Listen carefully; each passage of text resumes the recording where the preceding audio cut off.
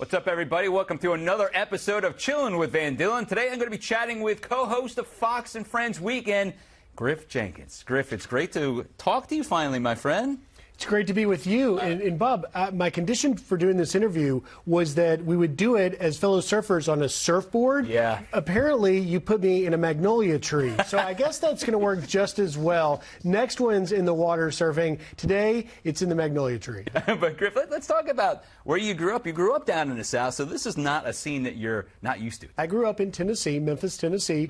Born and raised. My older brother still lives there. Went to high school there. And I got to tell you, I love being from the South. I love the fact that, you know, we're just more cordial, courteous. And I think that in our industry, you know, that has helped me in some ways. Not only in people's skills and being more relatable, but also the niceties of Southern charm never die. So how did you get to Fox? That's a great question. So out of college, I moved to Washington, started working in radio stations.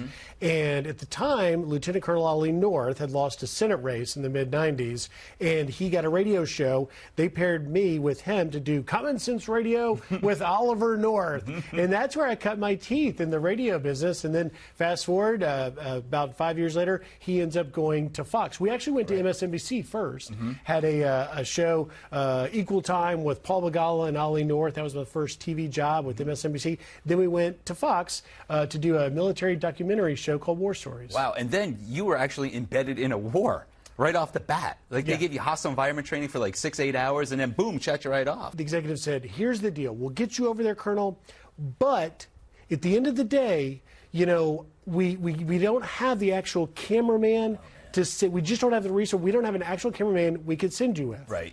The room goes quiet. Okay. Colonel says, that's great news, because this kid is great with a camera. He would love to go. And all the execs are like, whoa, no, no, no, no, no, no. And if I ever write a book, I will have an entire chapter devoted to Shari Berg, who at the time was in charge of crews. My boss. And people, my colleagues and bosses are saying, Griff, with all due respect, no way, we're not going to drop you in a war zone. Were you in the military? I said, no, I wasn't. Have you ever worked camera? In full disclosure, no, I haven't. And Shari Berg said, let's let Griff talk. Griff, do you think you could do it? And Colonel's looking at me, and I'm like, Yeah. I can do it. And they were like, whoa, whoa, whoa, whoa. And Shari Berg said, okay, what would be your plan? I said, well, I'd get on the next plane to Kuwait right away, get up to speed, make it happen. Shari Berg had confidence in me, gave me that opportunity. I went over there. We were 4 days shy of 4 months. We were among the first live combat shots that happened. And that changed the trajectory of my life, because Shari Berg, others put faith in me. It was hairy. It wasn't easy. And that is where I first learned how amazing this company is and the opportunities. And I tell, as I sit here today, a anchor of the Fox and Friends, co-host on the weekends, the opportunities here are unlike anywhere else. And it all began with that. There's a shot I gave your producers, by the way, of me literally about 50 pounds lighter with a shaved head, because towards the end of the actual embed, the Marines welcomed me as an honorary Red Dragon, held me down, duct taped me to a litter, and took turns shaving my head. No kidding. That's awesome. What a story. Tell me about the weather there. They always say that it's wicked hot. What was it like? You can get down, and this is, you know, March, April, you can get down to the 30s, 40s, high winds out there. We had a perimeter with Humvees, Marines, awake, Humvee running in case we were attacked from Iraqis or the Fedayeen that was really in the southern part. And, of course, they would be the first to encounter the enemy. Colonel North said, you know, here's what we do. The Humvee engine is warm, so you could sleep on that, but you'll be on the perimeter, so just sleep with your camera. You'll be the first one to get shot at, so you can catch the action. I'm like, hang on. Is that a good idea? All right, going from there to a more recent war, you interviewed Zelensky in Ukraine by yourself, with bombs dropping around you. First of all, it's a completely different kind of climate. You're going from the desert all the way out to the rugged parts of Europe and Asia. Amazing. Yeah, very dangerous, because, you know, you learn very quickly it's different being embedded and covering a war with the U.S. military, because they're the best, fiercest, and you feel safe with them even in these dangerous areas. This is covering a war between Russia and Ukraine. And, you know, there are no American service members over there to protect you. And I was privileged and honored to be a part of the reporters over there. And it was originally not in Kyiv, but our colleague Ben Hall, previously injured, thank God made it. But there was a lot right at that time. We were looking for, who could go in. I had Trey Yingsten there, and then they sent me in there to cover Kyiv as well in the early months of the war. And I was able to get an interview, a sit-down interview with Zelensky in his presidential palace.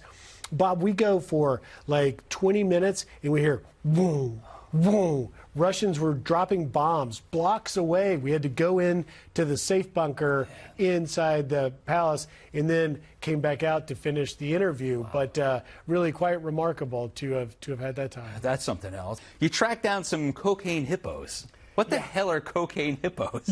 Fox Nation is a blast to work with here. And Fox Nation said, hey, what do you know about Pablo Escobar's cocaine hippos? And I said, I'm sold. You got me. I'm in. Let's go. So we go down to Colombia, and Pablo Escobar was a drug lord. So why not have a personal zoo? Oh, that's perfect. And so he, of course, dies in the early 90s. And he had this personal zoo, giraffes, lions, tigers, and hippos, right? Which are dangerous as hell. So they're the most dangerous land mammal on the planet. And the Colombian officials, after Escobar died, said, well, we'll get the animals and give them to different zoos and whatnot around Latin America, Mexico, whatnot. They did that. But the hippos were too difficult. They were uncooperative. People were getting hurt. There were 4. Okay. And so they decided, they'll die off. No. Let me tell you, Colombia is hippo paradise. They have vegetation. They have no natural predator. They have lots of water out there, riverways. And so they begin to flourish. Tens, hundreds, thousands. Today, hippos are Colombia's most invasive species, and they don't know what to do. And so we sent a team down to document them and see what's going on. It was great, too, because we get there with our handler, and they're so dangerous. You can only get like 200 yards away. Oh, and you're like, shh, be quiet, be quiet. Don't get close. So by the end of it, I'm like walking from me to you. I'm like, they're very dangerous. You can't get close. As I'm inching closer to them. We had a promo for Fox Nation where I'm like going up to the water to get close to them. And my wife sees it, and she's like, do you realize how dumb you look to viewers? You're basically saying, don't do exactly what I'm doing. As we're watching to see if you get mauled by a hippo. We only had to run once, but I definitely, our in-country producer, handler, I gave him a bit of a pause. I can picture you as with the Elmer Fudd hat. Shh, be very, very quiet. There's hippos here. Look out. So, I mean, obviously smoking hot temperatures out there. I also saw a video of you in a Speedo walking around Manhattan. So that was way back in the day, and I was doing some packages we didn't have Fox Nation then, we had FoxNews.com, and it was all about the Olympics that year, and Phelps, the star swimmer, had like a fancy Speedo suit that was supposed to make him even faster. Glider, And so I decided to put on the Speedo suit, spandex suit, like his, and go out into Times Square and ask people whether they thought that was going to be a game changer. And people thought, as they were correct, I had lost my ever-loving mind. Wait.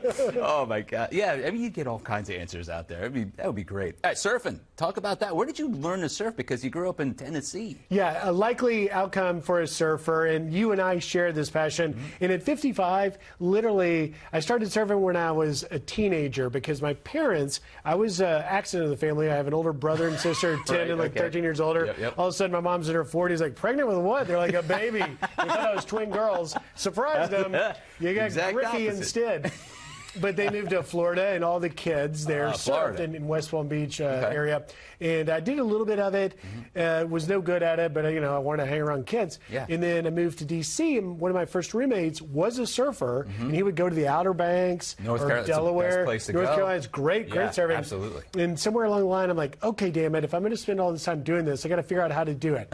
And once my first trip to Costa Rica, I caught my first barrel. I'm surfing Witches Rock, Ollie's Point. Conditions are perfect. The barrel comes over my head, and I'm like, ooh. How about that I've sound? seen That's the light, the that's sound, and I've been addicted. That was in the early 90s. I've been addicted ever since and spend all my time. In fact, you and I need to do a follow-up to this interview down in Virginia Beach. They just stood up a wave pool that has got the technology, the wave garden technology. Yes. It is one of the best, most advanced wave pools in the country. So you can pick the size of the wave that you want. You can pick the size of the wave you want, and the coolest thing is, unlike for people that surf that understand, once you learn to surf, the challenge is positioning and going to put yourself where the best wave's going to break to be in the right spot. It's very exhausting. You got to stay in shape for that.